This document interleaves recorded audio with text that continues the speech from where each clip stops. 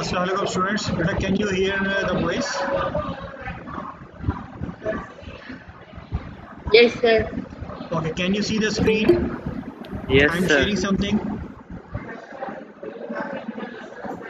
Sir. Yes.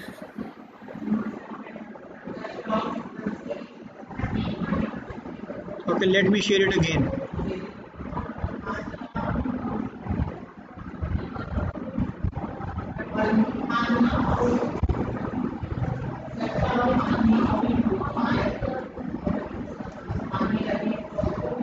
Now can you see the screen? Yes, sir. I can't hear you, beta. Can you see the screen, please? Anyone? Yes, sir, we can see the screen. Assalamu alaikum, sir. Okay, this is basically an introduction class. So I'll be introducing you regarding the physics. So basically, since you are okay, but can you hear me clearly because there is a lot of noise in here? Yes, sir. Wait, let me see.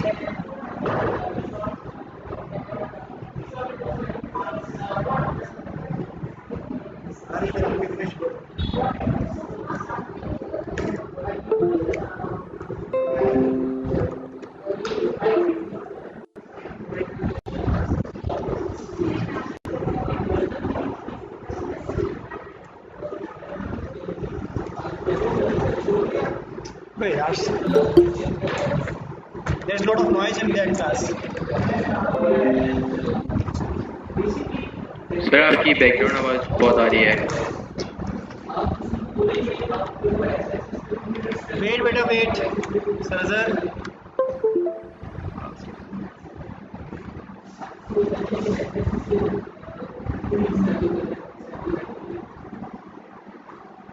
Oh God.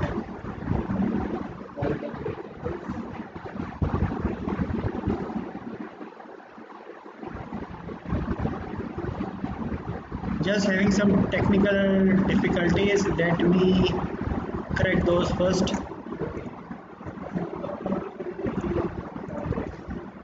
Okay, we are back. So we'll be starting our today's class. I think now you can see the screen, everyone. Yes, sir. Okay, so we will be introducing you to CIE since this is your subject, first subject. Previously you must have been studying science. So in that science you must be studying a part of physics, a part of chemistry and a part of biology. So in this class O1 you will be studying physics as a separate subject. So my name is Imran and I am your physics HOD. So I will be teaching you physics for 3 years. You will be studying physics in O1, O2 and O3. So O1 we will be studying around 9 chapters in O1. We will be studying around say 7 chapters in O2 and then we will be studying the rest of the chapters in O3. So basically you should know what you are studying first. So you should know what CAIE means. CAIE basically means Cambridge Assessment International Education. So that is an international certificate that is provided by the British Council, by the by the Cambridge University in UK, over maybe 160 countries. So that is basically an international qualification. So whenever you will be completing your CIE, then you can that your qualification will be acceptable in nearly all the world. So CIE basically stands for Cambridge Assessment International Examination. Previously it was known as CIE, but now they have changed their name recently. So now they are called Cambridge Assessment International Education. So you will be studying Cambridge upper secondary. Since class at your age level, they consider this age level as Cambridge upper secondary. So there are basically two types of Cambridge systems that they offer at your age level. They offer Cambridge IGCSE and they offer Cambridge O levels. IGCSE means International General Certificate for Secondary Education. and O levels means your ordinary level. Both these are related to you, related to your age. Both these are related to you and both these are related to your age. So we basically in Pakistan, there are some schools that offer Cambridge IGCSE and there are other schools that offer Cambridge O levels as well. Cambridge IGCSE is relatively easy as compared to Cambridge O level, but both of they have a slight difference in the syllabus as well. So basically you will be doing the Cambridge O levels in here. So Cambridge O levels is a good qualification. It is related to Cambridge IGCSE. So let me show you some differences. So these are basically the differences between Cambridge O levels and Cambridge IGCSE.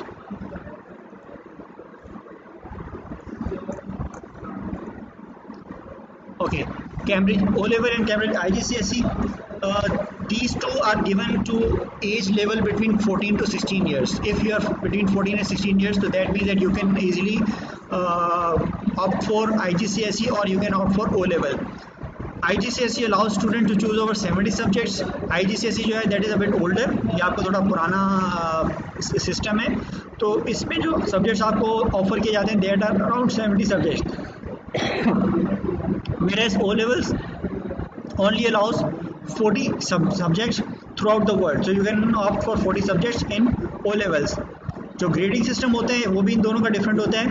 Grading जो आपका system है that starts from A star. A star से आपका grading system start होता है and that goes to the lowest grade of G in IGCSE, and in case of O levels the lowest grade is E. तो इस तरीके से जो आपका grading system है उसमें भी थोड़ा सा फर्क है इन दोनों systems के. So आप जो फिजिक्स पढ़ेंगे you will be studying O level physics. इसका जो कोड है दैट कोड इज़ 5054. इस जो आपका सिलेबस है this syllabus is designed so that you can become independent thinker. आप जो भी आपकी मॉडर्न डे टेक्नोलॉजीज़ हैं उन टेक्नोलॉजीज़ को जो है आप फॉलो कर सकें, उन टेक्नोलॉजीज़ को जो है आप गो थ्रू कर सकें, आप उन टेक्नोलॉजीज़ को आप जो है अंडरस्टैंड कर सकें और उन टेक्नोलॉजीज़ को अंडरस्टैंड करने के बाद you can implement those technologies in your daily life. तो नॉर्मली एवरीडे लाइफ से जो भी आपका कैम्ब्रिज ओ लेवल फिजिक्स का जो भी आपका सिलेबस है that syllabus is based on theory as well as practical studies.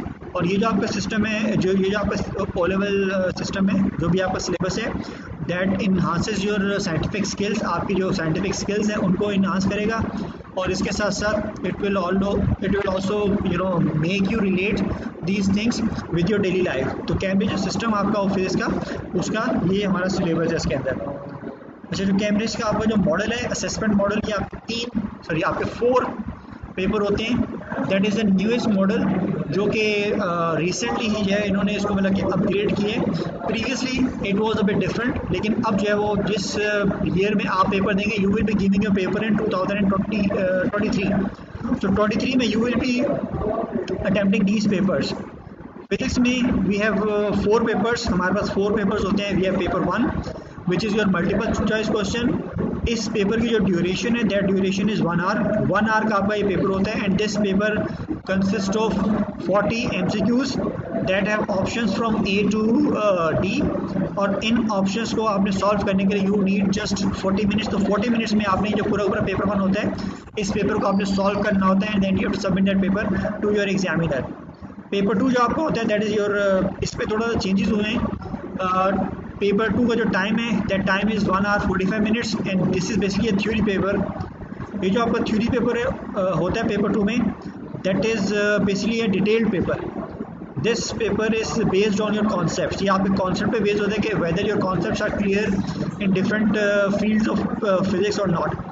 इस पेपर में there are around 14 to 15 questions. 14 to 15 आपके क्वेश्चंस होते हैं and each question have its sub parts. हर क्वेश्चन के जो अपने अलग पार्ट्स होते हैं और उन पार्ट्स के फिर फर्दर जो आपके पार्ट्स होते हैं. तो यूजुअली आपका जो ये पेपर होता है पेपर 2 थ्योरी पेपर आपका होता है that is a bit lengthy paper. इसमें रीडिंग जो करनी होती है वो ज़्यादा होती है. You have to read more and you have to write very less. So you have your reading skills and your comprehension skill have to be up to the mark if you want to accept, if you want to achieve good grades in these papers. Earlier इसके जो आपके marks थे, those marks were 75 marks, लेकिन from this year they have change the marks from 75 to 80 marks. तो अब जो ये paper आपका वो 80 मार्क्स का होता है, और इसमें भी आपको जो है you don't have any choice, आपके पास जो है वो कोई चॉइस नहीं होती है. You have to attempt all the papers. आपको सारे जो you have to attempt all the question, जितने भी आपके क्वेश्चन होते हैं सारे क्वेश्चन जो है वो आपने अटेम्प्ट करने होते हैं, and you have to answer all the question. Then you have paper 3. Paper 3 आपको होता है that is your practical test. ये आपका प्रैक्टिकल टेस्ट होता है. इसमें you have to perform some experiments. तो यूजुअली आपके 3 to 4 एक्सपेरिमेंट्स होते हैं जो कि आपने परफॉर्म करने होते हैं, and you have to show your scientific skills and you have to show your measurement skills कि आप किस तरीके से मेजरमेंट कर सकते हैं. तो प्रैक्टिकल पेपर जो आपका होता है उसमें ये काम आपने करना होता है. और ये जो आपका प्रैक्टिकल पेपर होता है that is also of 40 marks. ये भी आपका 40 मार्क्स का होता है. Then we have paper 4. Paper 4 जो आपको होता है that is your alternative to practical. ये पेपर 3 का ऑल्टरनेटिव होता है. If you are opting for paper 3 then you will not be doing paper 4, but if you are not going for paper 3 then you will go for paper 4. तो normally paper 3 और paper 4 में से you have to appear in any one paper, either paper 3 और paper 4. Paper 4 जो आपको होता है that is called your alternate to practical. In short we call it ATP. ये जो पेपर होता है this paper has a time of 1 hour and it comprises of 40 marks. Earlier ये जो पेपर आपका पेपर 4 था that was of 30 marks, लेकिन इस ईयर से right from this year ये पेपर जो है इसको भी उन्होंने चेंज कर दिए. now they have 40 marks paper, और पेपर 4 जो आपका वो भी उन्होंने 40 मार्क्स से कर दिए. तो यूजली इस तरीके से आपके ये you have to appear in paper 1, paper 2 and paper 4. Paper 3 जो है वो पाकिस्तान में जो है बहुत कम स्कूल्स हैं जो कि पेपर 4 को ऑफ़र करते हैं. मेजॉरिटी ऑफ स्कूल्स जो आपके हैं वो ऑफ़र कर रहे हैं paper 1, paper 2 and paper 4. Paper 3 बहुत कम स्कूल जो है वो ऑफ़र करते हैं, क्योंकि पेपर 4 के लिए you need lot of practical equipment आपको बहुत चाहिए होती हैं. Those practical equipments are very expensive. So usually जो आपके डिफरेंट स्कूल्स होते हैं they do not, instead of opting for paper 3 they opt for paper 4. तो you will also be opting for paper 4. तो आपके सीखते 4 पेपर होते हैं, paper 1, paper 2, paper 3 and paper 4 in physics. अच्छा, ये आपका एक लिंक है फिजिक्स सिलेबस का. Since you are starting your O levels in 2020 and you will be appearing for physics in 2023 मई जून में 2023 में you will be appearing for your physics paper. ये link मैंने आपके सामने एक जो है वो रखा हुआ है. ये जो लिंक है आपका this is the link for your syllabus. ये बेसिकली 2022 तक का सिलेबस है. जो 23 का सिलेबस है जो कि जिसमें क्या आप अपीयर होंगे उस सिलेबस में देयर आर स्लाइड चेंजेस, और वो जो 23 का सिलेबस है that will be uploaded may be till September 2020. So I'll be updating you about that syllabus as well. जैसे वो सिलेबस आपका अपडेट हो जाएगा तो वो मैं आपको बता दूंगा कि आपका सिलेबस जो है अपडेट हो गया है. Until then you have to download this syllabus. ये आपने सिलेबस जो है वो अपने डाउनलोड करने, and you have to keep this syllabus with you because ये इस सिलेबस के जो टॉपिक्स हैं these are the topics that you have to go through. ये वो टॉपिक्स हैं जिसको कि आप जो है वो पढ़ेंगे, जिनसे आप जो कि आपने उसी ऑर्डर में इनको पढ़ना है. You can study basically this topics in any order. इस सिलेबस के अलावा जो फर्दर रिसोर्सेज आपको चाहिए होती हैं वो ये हैं आपके पास.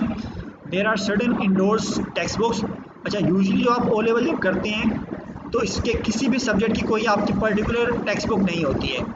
जैसे प्रीवियसली आपने क्लास 8 में पढ़ रहे थे तो you have some science book, और वो सबकी साइंस बुक आपकी सेम थी. Similarly you have any other books. लेकिन फिजिक्स में और O लेवल में जो आपके साइंसेज है O1 में you don't have any particular book. You can study physics from any book. आपके पास अगर कोई भी बुक है जो कि आपके सिलेबस जो मैंने आपको प्रीवियसली स्लाइड में आपको शेयर किया हुआ है, अगर उस सिलेबस से जो टॉपिक्स आपके रिलेट हो रहे हैं, अगर वो टॉपिक्स आपको किसी भी बुक में मिलते हैं then you can opt for that book, और आप फिर उस बुक से जो है वो उस टॉपिक्स को जो है वो सॉल्व कर सकते हैं, उस टॉपिक को आप रीड कर सकते हैं. यूजुअली जो हम 2 बुक्स यहाँ पे यूज़ कर रहे हैं, हम एक यूज़ कर रहे हैं physics A course for O levels. इसका जो राइटर है दैट राइटर इज चार्ल्स शू. एक तो हम ये फिजिक्स बुक यूज़ कर रहे हैं. मेजॉरिटी ऑफ केसेस में we will be studying from this book. लेकिन इसके साथ आपकी जो है वो एक ऑप्शनल बुक भी है जो कि आपकी fundamental physics for O level, जो कि स्टीफन पोपल की तरफ से लिखी गई है। तो ये 2 बुक्स हैं जिसको कि हम नॉर्मली यूज़ करेंगे। इसके अलावा if you have any other book then you can go for that book as well. आप उस बुक से भी जो है टॉपिक्स हम रीड कर सकते हैं। Basically we don't teach books in O levels. हम ओ वन में ओ लेवल्स में बुक्स आपको नहीं पढ़ाते हैं, बल्कि वी टीच यू टॉपिक्स। हम आपको टॉपिक्स पढ़ाते हैं। तो whatever topic that we will be teaching you can understand those topics, you can make notes of those topics, you can read those topics from anywhere, you can read from any book, you can read from any internet। तो आप कहीं से भी जाओ उसको read कर सकते हैं। Then we have a learners guide. ये लर्नर्स गाइड जो है बेसिकली वो आप लोगों के लिए है, बच्चों के लिए कि how once they have completed their topic, जब वो अपना सिलेबस कंप्लीट कर देते हैं तो सिलेबस कंप्लीट करने के बाद किस तरीके से है वो उन्होंने अपनी चीज़ों को स्टडी करना है। तो learners guide is for them. Then we have scheme of studies. Scheme of studies is for teachers. तो यूजली टीचर जो है उनको पता है कि किस ऑर्डर से जो है उन्होंने आपको डिफरेंट टॉपिक्स टीच करवाने हैं। जो ऑर्डर नॉर्मली आपके बुक में होता है, हम उस ऑर्डर से आपको टॉपिक्स जो है वो टीच नहीं करवाते हैं, लर्न नहीं करवाते हैं, बल्कि we have our own scheme of work. हमारा एक अपना अलग से स्कीम ऑफ वर्क होता है and according to our scheme of work हम आपको जो है वो टॉपिक जो है वो पढ़ाते हैं। Next we have the past papers.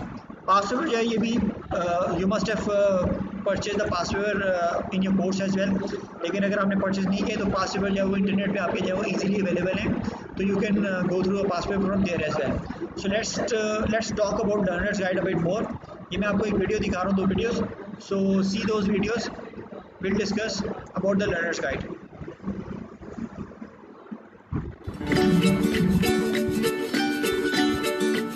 Welcome to your Cambridge Interactive Learner Guide. This guide introduces you to your course content. It also gives you some ideas about how to get organised and prepares you for what's to come.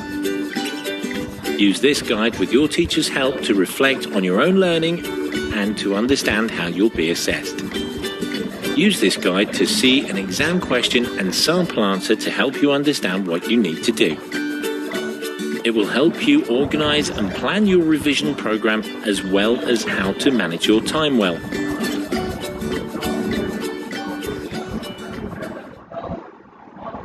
Okay, so that is your learner's guide. That was your introduction to learner's guide.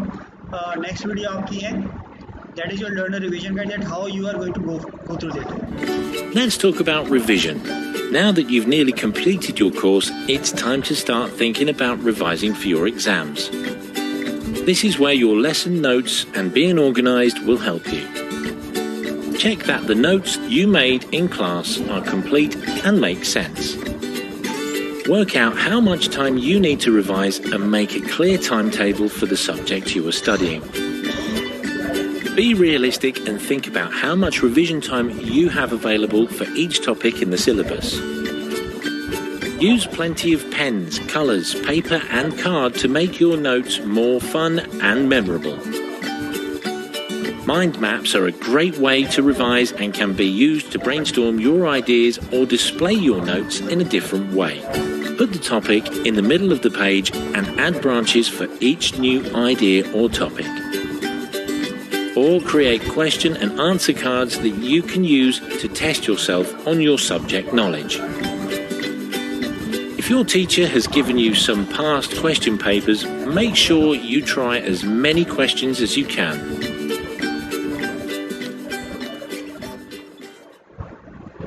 So basically this video is about your revision guide, that once you have completed your syllabus, then how you are going to go through your revision. So that is this video also tells you that how you are going to maintain your journals and how you are going to maintain your work. तो जो भी आपकी work habits हैं, those work habits are all mentioned here. So ये आपने सब जो है वो देखनी है. If you have any question regarding these 2 videos, you can let me know.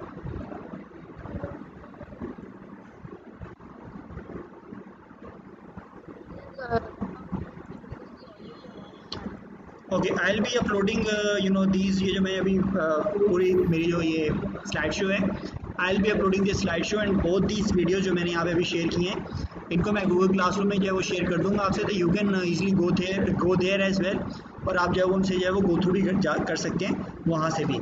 इसके अलावा जो अभी जितना भी आपका लेक्चर अभी आपका हो रहा है, और all that lecture is being recorded, ये मेरे सारा लेक्चर जो है वो मैं रिकॉर्ड कर लिए, तो ये लेक्चर जो है दिस लेक्चर विल ऑल्सो भी uploaded to my YouTube channel, तो ये लेक्चर जो है वो पूरा वहाँ से जाके उसको जो है वहाँ से जाके भी आप देख सकते हैं if you have miss something. Now let's move on to the past papers. So these are your basically past paper resources. There are Sir? जी चैनल नेम। बेटा वो मैंने बताया ना कि चैनल नेम आप खोलेंगे तो you will get number of channels. I will be uploading its link to your Google classroom, तो मैं गूगल क्लासरूम में जब वो लिंक भेज दूँगा, उसमें कुछ पहले से वीडियोज़ हैं बेसिकली जो कि आपको बाद में बेसिकली काम आएंगी, तो you will go through that, so I will be uploading it on Google Classroom. Okay sir. So these are basically certain websites जो कि past paper जितने भी आपके last 10 year past paper और maybe last 15 year past papers, all those past papers are available on these websites.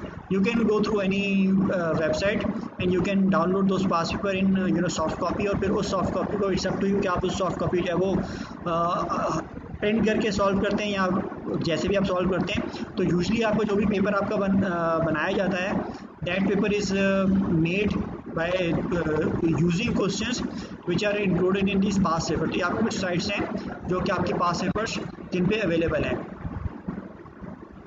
ठीक है। So let's talk about your class O1। O1 में basically I have told you in your papers कि you will be appearing in 4 papers. आप 4 paper में appear कर रहे होंगे, paper 1 to paper 4, 1 to 3, 1 to 4, इन 3 पेपरों में आप अपेयर कर रहे होंगे।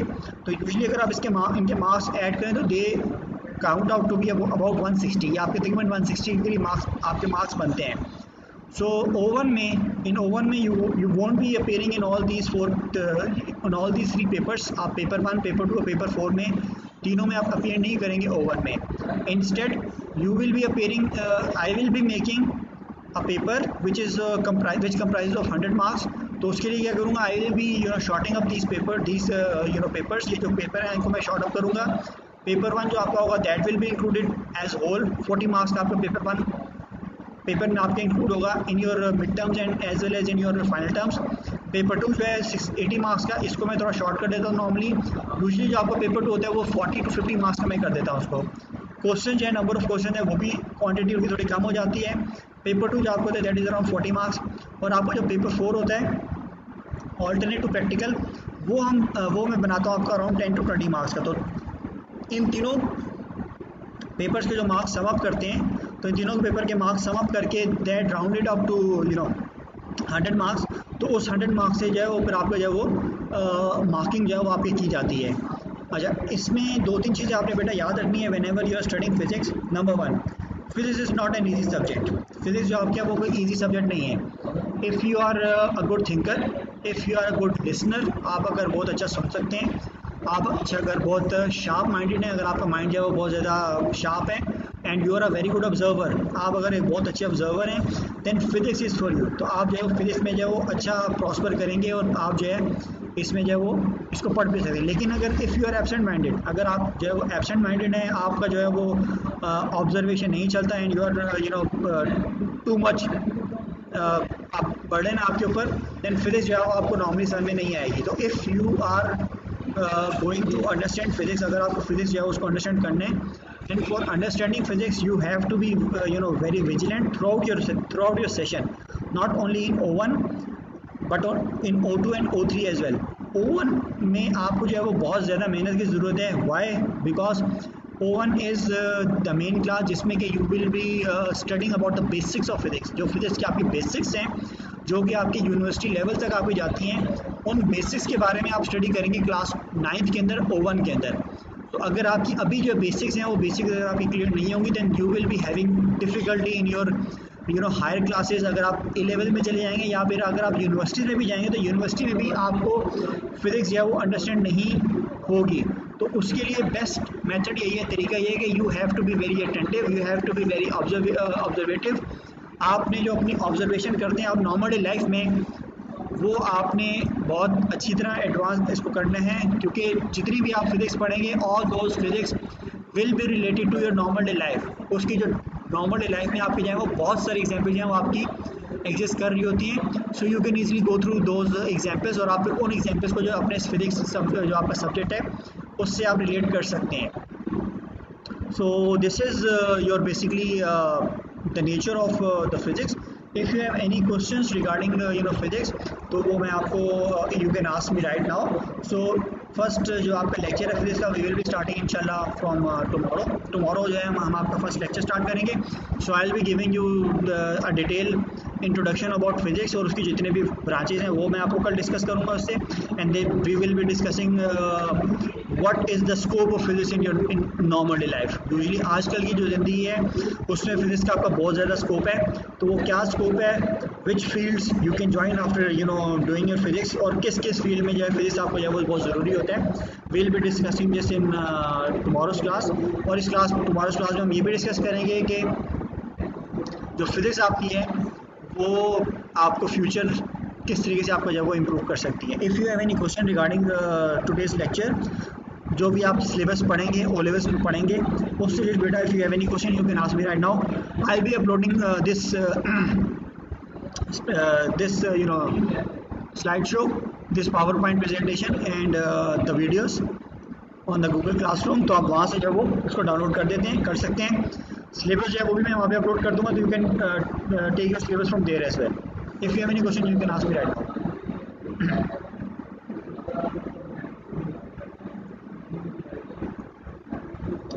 यस बेटा।